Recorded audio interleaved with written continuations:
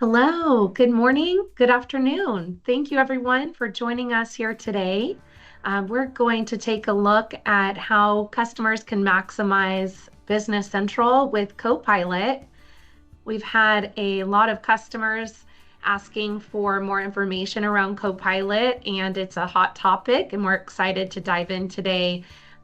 Everything available through Microsoft enhancements and also Power BI reporting with more reports available. As a quick introduction today, I'm Samantha Delaire here with Center Technologies. I work with sales and helping customers with Business Central and Dynamics related applications. And joining me today is Steve Anderson, our solution architect for Business Central. But we're going to have on top of that Power BI, which means we can have dashboards, or we can have Power BI in a way where we can expand the data out to people that maybe don't even have Business Central if it's appropriate, and see it in a more consumable and obviously a better looking format when you go through Power BI. So they just kind of an initial release on this last version, they added, I think it's like 70 something different reports, and we're going to talk through some of those. I'm going to open up, you can see on my dashboard, I've got a kind of a snapshot picture of a financial overview. And this dashboard, of course, this homepage is all based on my security role and what I should see and what's going on with the company. So that's all going to be tailored to me. There's GL entries, agings. Some of these are reports and some of these are dashboards, right? So, but this is kind of the starting point. Let me go full screen because it's a little easier to see all this. Okay, so this is a live dashboard of data in here. So if I hover over these, or if I click on something, you can see it's moving around here. If I click on one of these, it's got all the data and it's changing. If I click on April 22, it changed data in the other aspects. It's just kind of showing it's live into this. They've built out their recommendation, right? So this is a starting point. You've got just KPIs and different balances and things that might be financial oriented. You can still use filtering.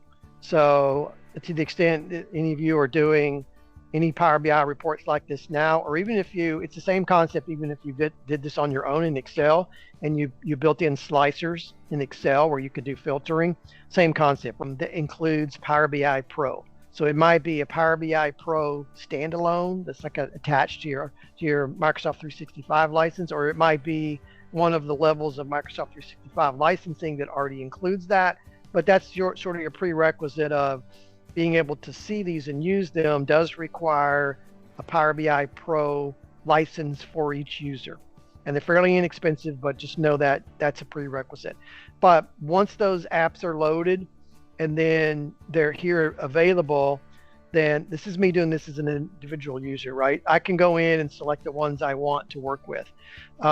Obviously, we don't want to do that, or we don't want each user to do that on their own. There might be cases where you, of course, allow that, but we have 50 people, we want to do that for them. So there is a process or a method to say, deploy this, by person or by group, let's say, usually by role, what role should get which reports. So there is a mechanism for admins, and you don't need us. I mean, we would love to help you, but this does not require development. It does not require your partner to do this.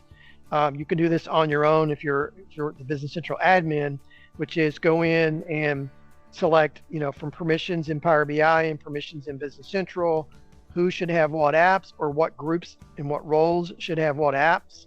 And then they will be able to see those on their dashboard. So there's, like I said, it's not really technical. It's more just getting that loaded and going through some security to do some setup to get those in there. And then that makes them available. Once you install the apps, and for yourself, if you have permission, they will show up in the list, the select list. So once the apps in there for Power BI, then they will then show up in this select report list.